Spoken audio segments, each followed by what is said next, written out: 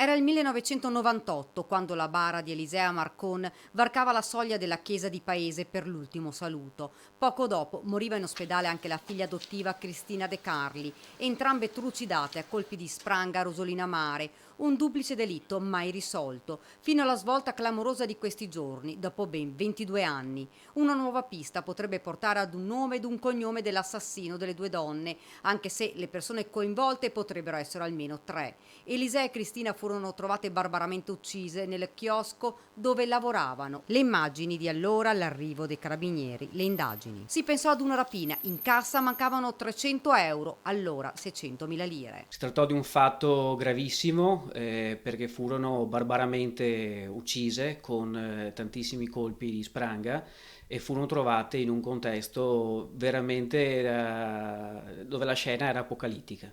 La svolta, il DNA di Gaetano Tripodi, un camionista morto in carcere a Forlì dove era condannato all'ergastolo per la decapitazione della moglie avvenuto nel 2006, è il medesimo trovato su vestiti di madre e figlia di paese.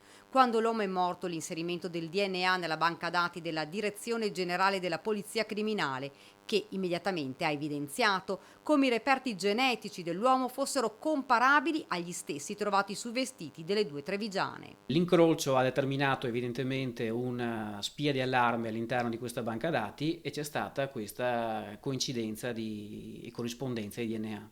Per questo delitto sono indagati anche due cittadini della Repubblica Ceca accusati del reato di omicidio aggravato dai futili motivi e rapina, entrambi fuggiti. Sì, si conoscono l'identità di questi e anche gli indirizzi di residenza, bisogna capire se il loro DNA era presente nei luoghi del crimine e capire quelli che sono i vari ruoli che hanno avuto queste persone. I prossimi passi saranno decisivi per dare giustizia ad Elisea e Cristina. L'8 luglio ci sarà un ulteriore accertamento da parte del RIS di Parma, penso sia conclusivo di questa fase di indagini, di accertamenti irripetibili e poi si capirà meglio il quadro della situazione. La famiglia chiede giustizia.